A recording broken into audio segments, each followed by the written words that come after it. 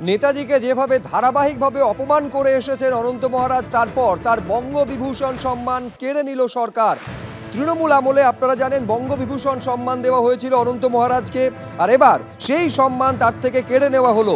নেতাজিকে যেভাবে অপমান করে চলেছেন অনন্ত মহারাজ, তারপর এই সম্মান তার থেকে কেড়ে নেওয়া হলো।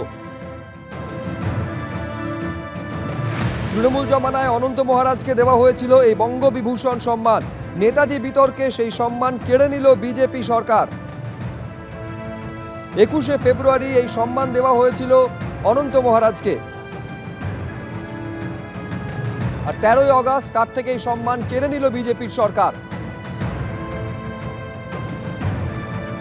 ধারাবাহিকভাবে অসম্মান করে চলেছে নেতাজি সুভাষচন্দ্র বসুকে বিজেপির এই সাংসদ, যা নিয়ে শুধুমাত্র রাজ্য নয় দেশ জুড়ে বিতর্ক তৈরি হয়েছে।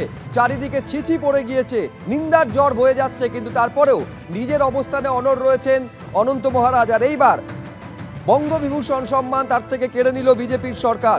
নেতাজিকে যেভাবে অপমান করে চলেছেন অনন্ত মহারাজ, তারপর কড়া পদক্ষেপ নেওয়ার কথা আগেই জানিয়েছিলেন, গতকালই জানিয়েছিলেন রাজ্যের মুখ্যমন্ত্রী, আর এবার তার থেকে সেই সম্মান কেড়ে নেওয়া হলো। তৃণমূল জমানায় গত 21শে ফেব্রুয়ারি অনন্ত মহারাজকে দেওয়া হয়েছিল বঙ্গবিভূষণ সম্মান, আর এবার সেই সম্মান কেড়ে নিল বিজেপির সরকার।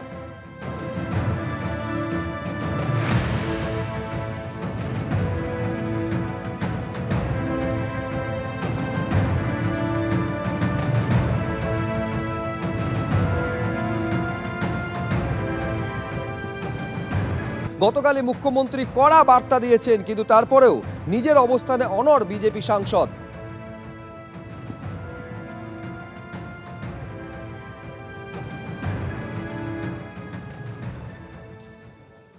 আমাদের মাননীয় মুখ্যমন্ত্রী ভালো কথা বলেছেন, ল অ্যান্ড অর্ডার সবার জন্য প্রযোজ্য, এটা আইন সর্বোপরি। আমি একজন আইন প্রণয়তা আছি, আমি এটা অস্বীকার করবো কি করে?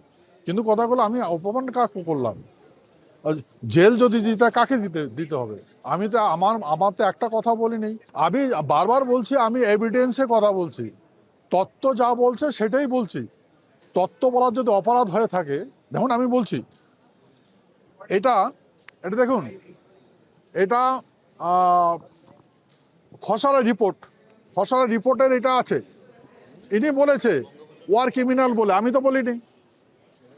এখন সত্য মিথ্যা এটা গভর্নমেন্টকে বলতে হবে, এখন গুগলে আছে, উইয়াতে আছে, তাকে বলতে হবে, আমি তো কিছু বলিনি। এটা কি আমার বলা অপরাধ? যদি মিথ্যা হয়ে থাকে তা এটা ঘুরছে কি করে? তো গভর্নমেন্টকে দেখা উচিত। আর এই কথাটা তো জওহরলাল নেহরু বলেছে। হ্যাঁ, জওহরলাল নেহরু ক্রিমিনালিটিকে বলেছে, প্রধানমন্ত্রীকে বলেছে। তা আমি মিথ্যা কথা কোথায় বললাম? নেতাজির অপমান যে কোনো মতে সইবে না সরকার, গতকালই এটা স্পষ্ট করে দিয়েছিলেন রাজ্যের মুখ্যমন্ত্রী। কোনোভাবেই রেয়াত করা হবে না, এই বার্তা দিয়ে কি বলেছিলেন গতকাল শুভেন্দু অধিকারী, দেখুন।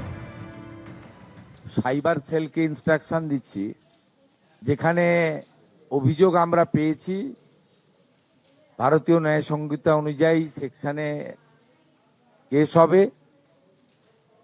ফেসবুককে এবং সোশ্যাল মিডিয়ার যে প্ল্যাটফর্ম আছে, তার যে সিস্টেম আছে, সেটাকে আমরা রাজ্য সরকারের পক্ষ থেকে